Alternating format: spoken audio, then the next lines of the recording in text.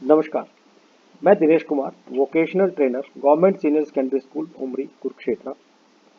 बच्चों, आज हम 9th क्लास के यूनिट 2 के private security regulation and equipment के बारे में जानकारी प्राप्त करेंगे। इसमें हम पहले सेशन में cooperation with police and other organisation, एक अनआर्मर्ड सिक्योरिटी गार्ड का पुलिस और दूसरे विभागों के साथ कैसा कोऑपरेशन होना चाहिए, इसके बारे में हम जानकारी प्राप्त करेंगे। आज के इस सेशन का जो मुख्य उद्देश्य है, जो हम इसके बारे में जानकारी प्राप्त करेंगे, उसमें सबसे पहले identify the role of a security guarding a police led investigation. जब कोई भी पुलिस की इन्वेस्टिगेशन की जाती है तो उस टाइम हमारे को जो अनआर्मड सिक्योरिटी गार्ड होता है उसका क्या रोल है, उसके बारे में हमने जानकारी प्राप्त करनी। दूसरा है अरेस्टिंग ए पर्सन, किसी व्यक्ति को कैसे गिरफ्तार किया जाता है, इसके बारे में जानकारी प्राप्त करेंगे। तीसरा है सिविल लॉ और क्रिमिनल लॉ, इंक्लूडिंग कॉग्निजेबल और नॉन कॉग्निजेबल ऑफेंस और एफआईआर के बारे में हम पढ़ेंगे। एफआईआर, जिसको हम फर्स्ट इंफॉर्मेशन रिपोर्ट या प्रथम सूचना रिपोर्ट भी बोलते हैं। फिर इसके बाद एविडेंस और टेस्टिफाइंग इन कोर्ट, कोर्ट के दौरान जो कार्रवाई होती है वो किस प्रकार की होती है, वहाँ पे उसके बारे में हम जानकारी जानेंगे। तो सबसे पहले बच्चों, जो हमारा इसमें the role of a security guard and a police officer differ significantly. जो प्राइवेट सिक्योरिटी गार्ड है और पुलिस ऑफिसर का रोल है, उसके बारे में उसका क्या क्या अलग अलग परिभाषा है, उसके बारे में हम पता करेंगे। The duty of police officer is to enforce the law. जो हमारे देश के अंदर जो पुलिस के अधिकारी हैं और जो पुलिस के लोग हैं, उनका मुख्य काम होता है इन्फोर्स द लॉ, जो हमारे देश का कानून है उसकी रक्षा करना। And maintain public order, maintain public order में जो हमारे लिए आदेश दिए गए हैं, उन आदेशों का लोगों को कोई अवहेलना करता है तो उसके खिलाफ कार्रवाई करना, उन आदेशों को सार्वजनिक रूप से लोगों में लागू करना और हमारे देश और राज्य में शांति बनाकर रखना। जैसा कि बच्चों आजकल हम देख रहे हैं, कोविड-19 जैसी बीमारी हमारे देश के अंदर फैली हुई है। इस समय पे हमारे जो पुलिस विभाग है और जो प्राइवेट सिक्योरिटी है, उसका एक अहम रोल बन गया है, क्योंकि इनको कोरोना वॉरियर्स के नाम से भी जाना जाता है।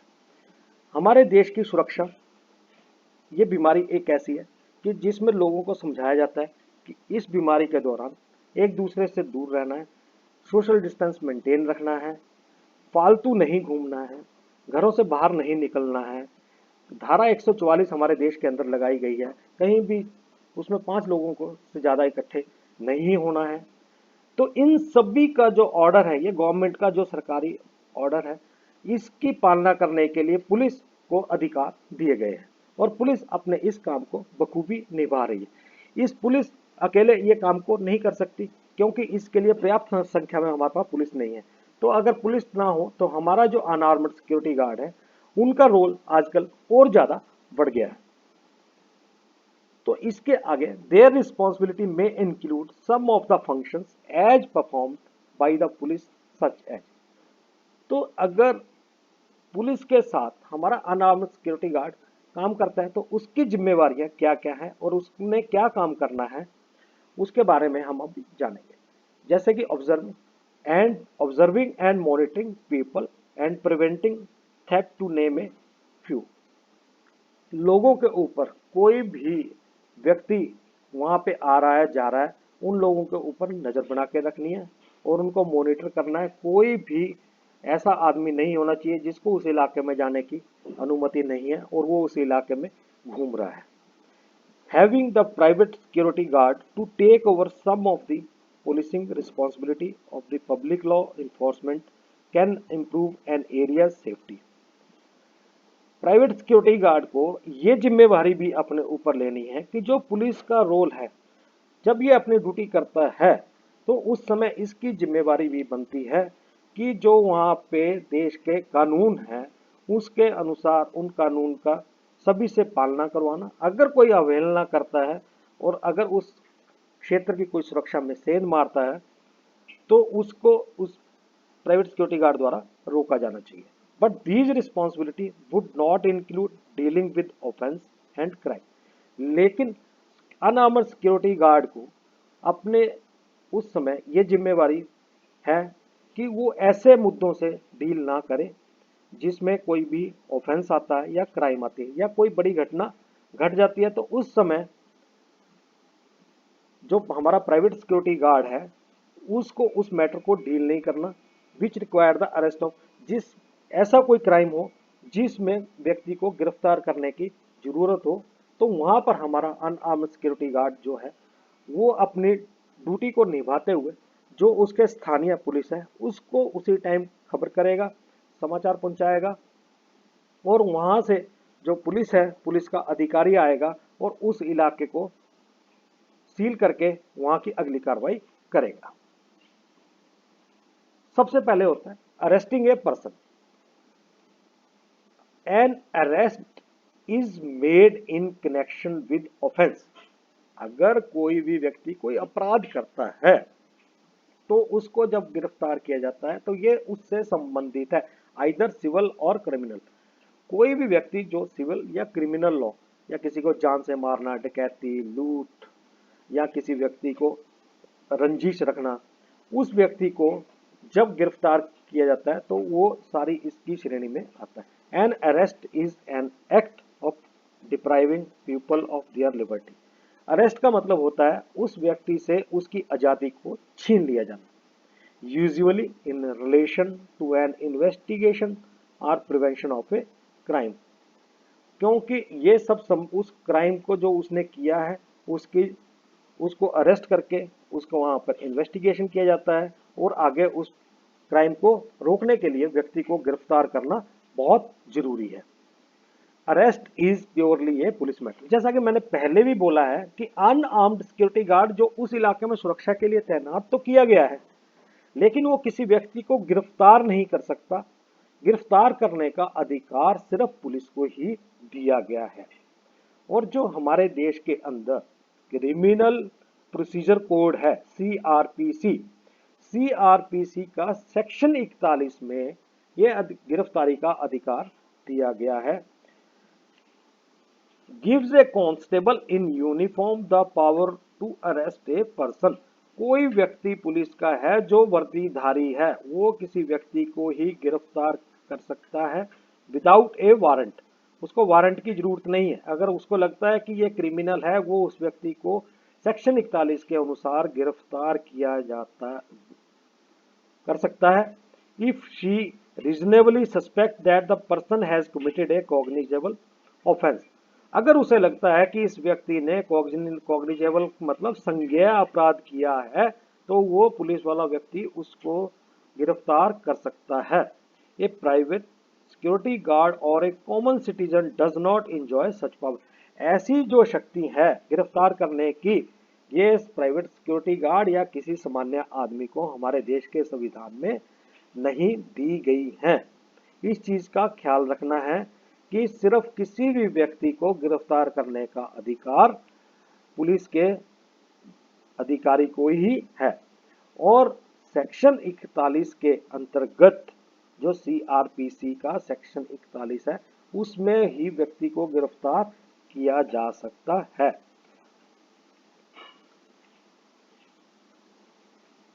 Cognizable and non cognizable offence.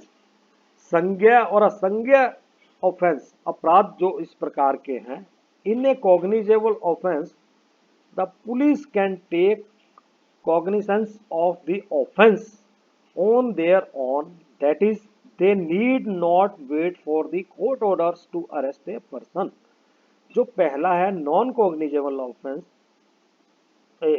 Cognizable offence, उसमें पुलिस को किसी भी व्यक्ति को गिरफ्तार करने के लिए कोई कोर्ट ऑर्डर लेने की जरूरत नहीं है। उसे इंतजार नहीं करना है कि कोर्ट से ऑर्डर आएगा तो उसको गिरफ्तार किया जाएगा। कॉग्निजेबल अपराध एक ऐसा होता है, लूट, डकैती, किसी को जान से मारना, धमकी देना या किसी लड़की से छेड़छाड़ या किसी औरत के ऊपर गाली गलौज या हमला करना, ये सारे अपराध जो इस प्रकार के अपराध हैं ये सब कॉग्निजेबल ऑफेंस में आते हैं और इसमें व्यक्ति को गिरफ्तार करने के लिए अगर कोई शिकायत करता है तो पुलिस को किसी भी कोर्ट के आदेश की जरूरत नहीं होती है, पुलिस उस व्यक्ति को वहीं पर गिरफ्तार कर सकती है। In a non cognizable offence the police can not arrest a person without the court orders that is a warrant. मतलब जो असंज्ञ अपराध है उसमें पुलिस किसी भी ऐसे व्यक्ति को गिरफ्तार नहीं कर सकती जिसके लिए को हमारे कोर्ट की तरफ से कोई आदेश या वारंट दिया गया हो। जब तक नहीं दिया गया, in a cognizable offence the police can not arrest a person without the court order that is a warrant. अगर वारंट किसी व्यक्ति को इशू किया गया है किसी व्यक्ति के खिलाफ तो पुलिस जाके उस व्यक्ति को वहां पे गिरफ्तार कर सकती है। इसमें any private person may arrest or cause the arrest of a person, any private person may arrest or cause the arrest of a person, मतलब इसके दौरान कोई भी प्राइवेट व्यक्ति जो पुलिस का नहीं है में अरेस्ट और कोज द कारण हो सकता है गिरफ्तारी के लिए, who in her his presence commits a non-bailable cognizable offense, जिसने नॉन बेलेबल गैर जमानती और संज्ञा अपराध किया है उसको गिरफ्तार किया जा सकता है। और any proclaimed offender and may hand her him over to the police at the earliest for the reason, किस किस कारण से उस व्यक्ति को गिरफ्तार करने के लिए उसको पुलिस के हवाले किया जाता है। सबसे पहले तो हमने बात की थी such a person comes under the provision of section 41। Section 41 के अनुसार when the police may arrest without a warrant, किसी भी व्यक्ति को वारंट के बिना गिरफ्तार कर सकती है। नॉन बेलेबल वारंट के नॉन बेलेबल केस में उसको गिरफ्तार कर सकती है। Such a person has committed a non-cognizable offense and refused to give her name and residence or provides false information। अगर कोई भी व्यक्ति has committed और उसने non-cognizable offense किया है लेकिन वो इनकार करता, ना तो अपनी पहचान बताता है, ना अपना नाम बताता है, ना अपना पता बताता है और पुलिस उससे कोई भी इंफॉर्मेशन लेती है तो झूठी इंफॉर्मेशन देती है। This provision can be invoked only if the police are convinced that the person was acting with a criminal intent। तो लेकिन पुलिस को लगता है कि इसने कोई क्रिमिनल काम किया है तो पुलिस उसकी सब बातों को विश्वास ना करते हुए उस व्यक्ति को गिरफ्तार कर सकती है। An arrest may be carried out as per the guidelines mentioned in the section 43 of the CRPC। Police किसी भी व्यक्ति को CRPC के सेक्शन 43 के तहत गिरफ्तार करती है जो ऐसा जो ना अपना नाम बताता है ना अपना पता बताता है और पुलिस को गलत इन्फॉर्मेशन देता है तो उसको सेक्शन 43 में कोई भी पुलिस को वारंट की जरूरत या कोर्ट के आदेश की जरूरत नहीं है, उसको वहां पे उसी समय गिरफ्तार कर सकती है। अब इसके बाद आ जाता है हमारे देश के अंदर लॉ, कानून। सबसे पहले सिविल लॉ। सिविल लॉ क्या है कि ये हमारे लिए सभी के लिए सिविल लॉ कॉमन है। In India the civil law comprises the laws formed and followed at the federal and state level। हमारे यहाँ पर राष्ट्रीय और राज्य स्तर पर ही कानून राज्य सरकारों के अनुसार और देश के संविधान के अनुसार ही कानून बनाए गए हैं। And the rulings made from time to time in the country by the court of law. और समय समय पर ही इन जो हमारे कानून है इनमें बदलाव किया जाता है। जैसा कि आजकल आप देख रहे हो, आजकल जो कोविड-19 चल रहा है तो हमारी सरकार ने कोविड-19 में जो डिजास्टर मैनेजमेंट एक्ट है उसको लगाया है। तो डिजास्टर मैनेजमेंट एक्ट को लागू किया गया है, ये अगले 3 महीने तक रहेगा। तो इसमें डिजास्टर मैनेजमेंट एक्ट के अनुसार जो हमारे पुलिस के कर्मचारी हैं उनको ज़्यादा अधिकार दिए गए हैं अगर कोई भी आदमी हमारे इन लॉज को तोड़ने की कोशिश करता है। The scope and ambit of civil law encompasses matters and issue related to the following। ये जो हमारे सिविल लॉ हैं उनके तहत क्या क्या आता है। सबसे पहले real estate law. Real estate law में रियल एस्टेट लॉ जो हमारे जमीन जायदाद से संबंधित है, एजुकेशन लॉ है, टैक्स लॉ है, कॉन्ट्रैक्ट लॉ है और टोर्ट्स लॉ है। सबसे पहले रियल एस्टेट, जो आपके जमीनी जायदाद के झगड़े हैं वो सारे के सारे रियल एस्टेट लॉ के अनुसार तहत इस कानून के अनुसार उनके ऊपर सुनवाई की जाती है। एजुकेशन लॉ है। एजुकेशन लॉ में आजकल बच्चों के लिए 134 के तहत आरटीई एक्ट लगाया गया है। इसके अनुसार जैसे आजकल बच्चों को प्राइवेट स्कूलों में 25% सीटें बुक की गई हैं, वो बच्चे वहाँ पर अपने कम खर्च में वहाँ पर जाके पढ़ सकते हैं। उनके बारे में तो ये जो आरटीई है ये एजुकेशन लॉ के तहत है। टैक्स लॉ है। टैक्स लॉ में हम लोग देखते हैं कि हमारे देश में बहुत सारे लोग, दुकानदार टैक्स की चोरी करते हैं, टैक्स समय पर टैक्स नहीं भरते हैं। सरकारी कर्मचारी भी अपना टैक्स, इनकम टैक्स को छुपाने की कोशिश करते हैं। दुकानदार जैसे आजकल जीएसटी वगैरह है उसकी गलत इन्फॉर्मेशन गवर्नमेंट को देते हैं, इनकम ज़्यादा करते हैं, खर्चा जीएसटी कम दिखाते हैं। तो ये सारे के सारे जो टैक्स संबंधित लॉ हैं ये टैक्स लॉ के अंदर अंतर्गत आते हैं। Contract law. कॉन्ट्रैक्ट लॉ होता है कि आजकल जो हमारे देश के अंदर कानून है, प्राइवेट कंपनीज में काम कर रहे हैं लोग, तो चाहे वो ठेकेदार के थ्रू कर रहे हैं या कंपनी के थ्रू काम कर रहे हैं, तो लेकिन हर एक व्यक्ति को कानून के तहत, उसको कॉन्ट्रैक्ट लॉ के तहत ही काम करवाया जा सकता है। कोई भी व्यक्ति किसी के व्यक्ति का कॉन्ट्रैक्ट लॉ साइन कराए बगैर उसे काम नहीं कराया जा सकता। कॉन्ट्रैक्ट लॉ में जैसे उसको फैसिलिटीज दी गई हैं, ईएसआई फैसिलिटी है या जीपीएफ की फैसिलिटी है, ये सारी फैसिलिटीज उस ठेकेदार या उस कंपनी को, उस आदमी को, उस मुलाजिम को प्रोवाइड करनी होती हैं। इन केस अगर उसको कुछ हो जाए तो कंपनसेशन उस ठेकेदार या कंपनी को, उस व्यक्ति को देनी होती है। बिजनेस और कॉमर्शियल लॉ में अगर हम बिजनेस और कॉमर्शियल लॉ की बात करते हैं, सबसे पहले कंज्यूमर लॉ। हर एक कंज्यूमर को कोई ना कोई अधिकार दिया गया है। हम देखते हैं कि हम बाजार में जाते हैं, कोई हम टेलीविजन खरीदते हैं या फ्रिज खरीदते हैं और हम घर लेके आते हैं, उसको घर आते ही वो खराब हो जाता है। हम कंपनी को कंप्लेन करते हैं, कंपनी हमारी सुनती नहीं। कंपनी कंपनी उस काम को सुनती नहीं है, तो जिससे हमारे को लगता है कि ये हमारी कोई सुनवाई नहीं हो रही।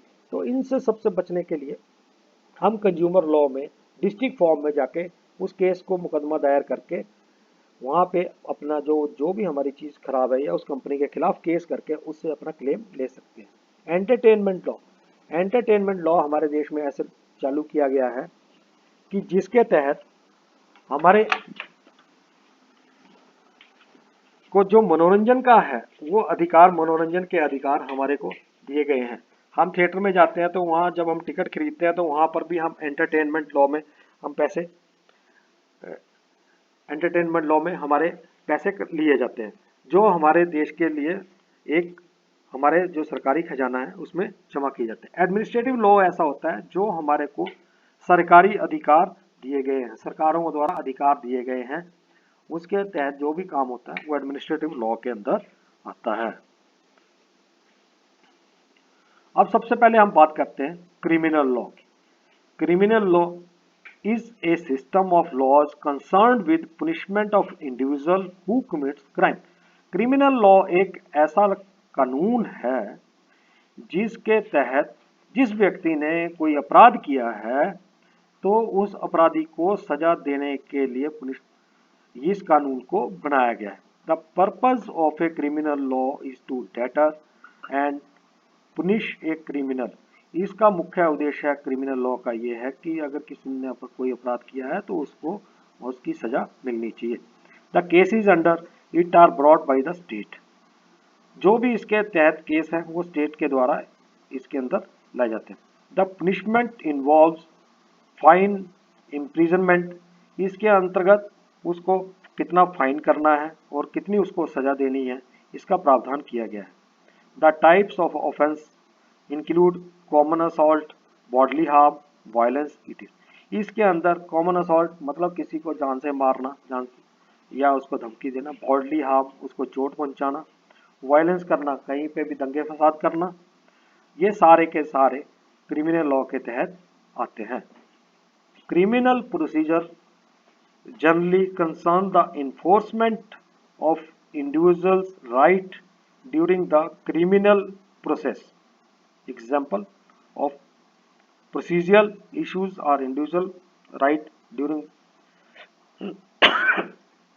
law enforcement investigation, arrest, filing of charge, trial and appeal. इसके तहत किसी भी व्यक्ति को पहले इन्वेस्टिगेशन, उसके खिलाफ अगर उसने अपराध किया तो इन्वेस्टिगेशन की जाती है। इन्वेस्टिगेशन के बाद फिर उसको गिरफ्तार किया जाता है।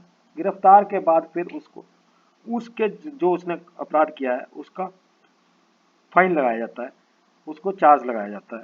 फिर उसका कोर्ट के अंदर ट्रायल चलता है। ट्रायल के बाद उसको जब सजा होती है तो सजा के बाद वो अपनी सजा बचाने के लिए या कम करने के लिए अपील कर सकता है। अब आते हैं फर्स्ट इंफॉर्मेशन रिपोर्ट में। प्रथम सूचना report. A first information report is a written document of information that reaches the police first. जो ये प्रथम सूचना रिपोर्ट है ये एक लिखित डॉक्यूमेंट है और ये सबसे पहले है पुलिस के पास सबसे पहले कोई भी घटना का FIR ही पहुंचती है। It is filed by the police when a person is a victim of cognizable offense. इसमें क्या होता है कि जो संज्ञा अपराध अगर किसी व्यक्ति ने किया है तो उसके खिलाफ पुलिस को FIR लिखनी होती है। An offense for which the police can take action without a prior court approval warrant. इसके पुलिस किसी भी व्यक्ति की FIR लिखते हुए उसके खिलाफ एक्शन ले सकती है without a prior court approval, उसको वारंट की जरूरत नहीं है। Section 154 of the CRPC 1973 defines what amounts to first information. Section 154 के तहत जो 1973 CRPC का सेक्शन है उसके अनुसार FIR के बारे में सूचित किया गया है। It is to be registered by an inspector or a SHO at a police station on the receipt of a complaint from any individual about any untoward incident, accident or offense. जो ये FIR लिखने का अधिकार है ये किसी inspector या SHO को दिया गया है और वही इस FIR को दर्ज कर सकता है। जब भी कोई लगता है कि उसको इलाके में कोई घटना घटी है या कोई दुर्घटना हुई है या कोई अपराध हुआ है तो उसकी इंफॉर्मेशन FIR दर्ज करने का अधिकार इंस्पेक्टर और SHO को दिया गया है।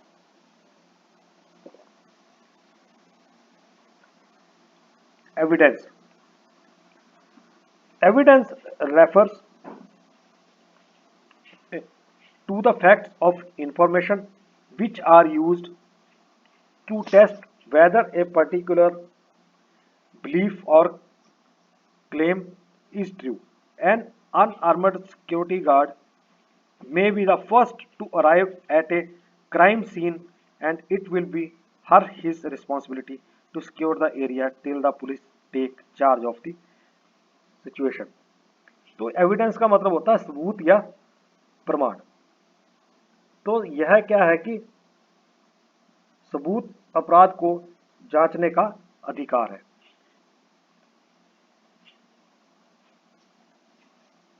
इसके तहत जो भी अनआर्मड सिक्योरिटी गार्ड है वो सबसे पहले उसके इलाके में अगर कोई घटना घटती है तो उसको इसके बारे में पता होता है और वो इसकी जिम्मेवारी लेकर उस एरिया की जिम्मेवारी कोई भी वहां पर जब तक पुलिस नहीं आती उस एरिया को बंद कर दे और वहां पे सिचुएशन को अपने ढंग से हैंडल करे और उसकी सूचना जल्दी से जल्दी नजदीक के पुलिस स्टेशन में दे। एविडेंस। सबसे पहले एविडेंस में जो इसके प्रकार हैं वो है सबसे पहले डायरेक्ट एविडेंस। इसमें क्या है यदि गवाह ने अपराध होते देखा है तो वो क्या है डायरेक्ट एविडेंस है। दूसरा है सर्कमस्टांसेस एविडेंस। यह है परिस्थिति जन्य, मतलब वहां की परिस्थिति के अनुसार परिस्थिति में यह जो एविडेंस है अपराध के संबंध में जानकारी हो सकती है कि मैंने अपराधी को कुछ सामान पर वहां पर देखा था। लोग बोल देते हैं कि मैंने चोरी होते देखा था कि एक बोरी उठा के भाग रहा था या जो भी इस प्रकार की कोई इंफॉर्मेशन पुलिस को मिलती है तो उसको बोलते हैं सर्कमस्टांशियल एविडेंस। एक होता है हेयर से एविडेंस। हियर से एविडेंस के अंतर्गत सुना सुनाया प्रमाण बोलते हैं इसे, कि मैंने सुना है जी। यदि एक गवाह कोर्ट में कहता है कि मैंने सुना है कि अपराधी ने अपना अपराध किया है, ये सारे का सारा हियर से में, मतलब लोग सुने किसी को बोल के बोलता है कि मैंने जी ये सुना था, वहाँ ये सुना था, ये सुना था, और कोर्ट में ये जाके बोलता है, तो उसके हियर से एविडेंस बोलते हैं। फिर इसके बाद आता है दस्तावेजी एविडेंस, जिसे इंग्लिश में बोलते हैं documentary evidence. Evidence which can be produced at A trial form of a document as disguised from oral testimony and considered as documentary evidence. It include notebook, photograph। अगर जो भी वहाँ पे मौके से नोटबुक मिली है, फोटोग्राफ लिए गए हैं, और जो साउंड रिकॉर्ड की गई हैं, या वहाँ की फिल्म या वीडियो टेप है, वो सारे के सारा डॉक्यूमेंट्री जो दस्तावेजी उसमें दिखाया जाता है उसको। नेक्स्ट है फिजिकल एविडेंस। फिजिकल एविडेंस में क्या होता है कि जो किसी व्यक्ति ने वहाँ पे अपराध किया है, जैसे such as knife, piece of torn cloth, या कपड़े का फटा हुआ कोई हिस्सा, which are shown in the court of law as physical evidence. Physical evidence में itself it not reliable as it is only circum, मतलब फिजिकल एविडेंस कोई भी इसकी रिलायबिलिटी को इतना कोर्ट के अंदर नहीं माना जाता, सिर्फ इसको सर्कमस्टेंशियल एविडेंस ही गिना जाता है। एक नंबर 6 ट्रेस एविडेंस। फिजिकल एविडेंस जब किया जाता है तो at times is too little और too small to be visible to a common person, such evidence is called trace evidence. Trace evidence is usually collected photographed by the forensic expert.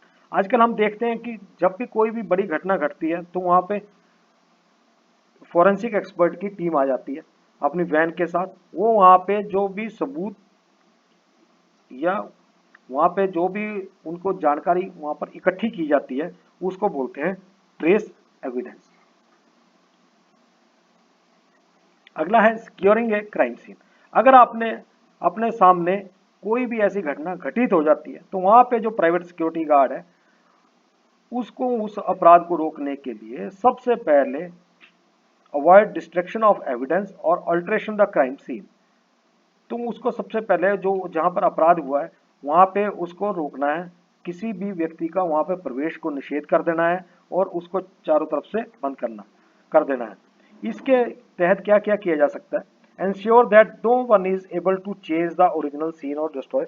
जो वहाँ पे security guard है उसकी ये जिम्मेवारी बनती है कि कोई व्यक्ति वहां पर ना घुसे, ताकि वहां के कुछ उसमें बदलाव कर सके ओरिजिनल सीन में, जो वहां पे घटना घटित हुई है, या कोई जो प्रूफ है उसको डिस्ट्रॉय कर सके। दूसरा है प्राइवेट सिक्योरिटी गार्ड का पहला काम है setup up A barrier with tape और कीप द डोर क्लोज। अगर घर के अंदर घटना घटी है तो दरवाजे बंद कर दे, अगर बाहर है तो वहां पर बैरियर लगा दे। Note down anything that is seen, heard और स्मेल्ड। वहां पे अगर सिक्योरिटी गार्ड को कोई भी चीज दिखती है तो उसको अपनी डायरी में नोट करे। अगर उसने कोई सुना है तो उसको भी नोट करे। अगर उसे वहां पे कोई भी किसी प्रकार की स्मेल आती है तो उसको नोट करके रखे। Draw a diagram of the crime scene. जहाँ पे क्राइम हुआ है वहां पे अनार्म सिक्योरिटी गार्ड की जिम्मेवारी बनती है कि एक डायग्राम को बना के रखे, ताकि पुलिस को समझाने में उसको आसानी हो।